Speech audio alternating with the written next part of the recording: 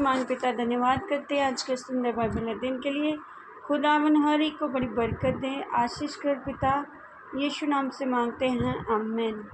हम पढ़ेंगे रूत की किताब, उसका 4 अध्याय, रूत और बोज का विवाह। तब बोज फाटक के पास जाकर बैठ गया और जिस छुड़ाने वाले कुटुंबी की चर्चा बोज ने की थी वह भी आ गया। तब बोज ने कहा, हे मित्र, इधर आकर यहीं बैठ जा, और वह उधर जाकर बैठ गया। तब उसने नगर के 10 वृद्ध लोगों को बुलाकर कहा, यहीं बैठ जाओ। वे भी बैठ गए। तब वह उस छुड़ाने वाले कुटुंबी से कहने लगा, नओमी जो मोआब देश से लौट आई है, वह हमारे भाई एलीमेलेक की एक टुकड़ा भूमि बेचना चाहती है। इसलिए मैंने सोचा कि ये बात तुझको जताकर कहूँगा कि तू उसको इन बैठे हुओं के सामने और मेरे लोगों के इन वृद्ध लोगों के सामने मोल ले।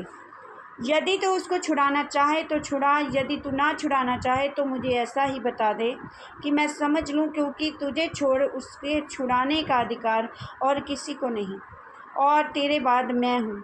उसने कहा, मैं उसे छुड़ाऊँगा। फिर बोज ने कहा, जब तू उस भूमि को नओमी के हाथ से मोल ले, तब तुझे उसे रूत मोआबिन के हाथ से भी, जो मरे हुए की स्त्री है, इस विचार से मोल लेना पड़ेगा कि मरे हुए का नाम उसके भाग में स्थिर कर दे।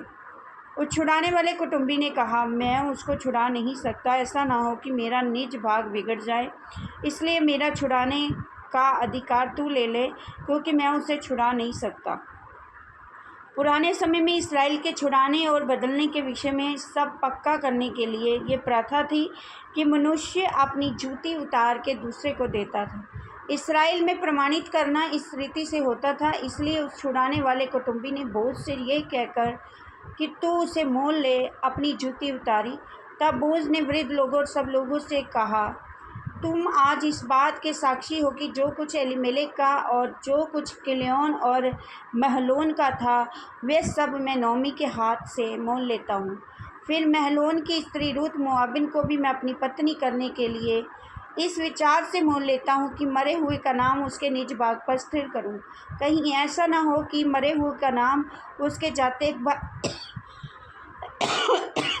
जाति भाइयों में से और उसके स्थान के फाटक से मिट जाए। तुम लोग उसके साक्षी आज ठहरे हो।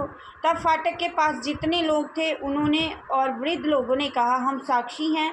ये जो स्त्री तेरे घर में आती है, उसको यहोवा इस्राएल के घराने की 2 उपजाने वाली राहेल और लिया के समान करे, और तू एप्राता में वीरता करे, और बैतलहम में तेरा बड़ा नाम हो। और जो संतान यहोवा इस जवान स्त्री के द्वारा तुझे दे, उसके कारण तेरा घराना पेरेस का सा हो जाए, जो तामार से यहूदा के द्वारा उत्पन्न हुआ, बोज और उसके वंशज। तब बोज ने रूत से विवाह कर लिया और वे उसकी पत्नी हो गई। जब वे उसके पास गया, तब यहोवा की दया से उसको गर्भ ठहरा और उसके एक बेटा उत्पन्न हुआ। तब स्त्रियों ने नओमी से कहा, यहोवा धन्य है जिसने तुझे आज छुड़ाने वाले कुटुंबी के बिना नहीं छोड़ा। इस्राएल में इसका बड़ा नाम हो, और ये तेरे जो जी में जी ले आने वाला और तेरे बुढ़ापे के पालने वाला हो, क्योंकि तेरी बहू जो तुझसे प्रेम रखती और 7 बेटों से भी बढ़कर तेरे लिए श्रेष्ठ है, उसी का ये बेटा है। फिर नओमी उस बच्चे को अपनी गोद में रखकर उसकी धाई का काम करने लगी, और उसके पड़ोसी ने ये कहकर, नओमी के एक बेटा उत्पन्न हुआ है, लड़के का नाम ओबेद रखा। यशय का पिता और दाऊद का दादा वही हुआ।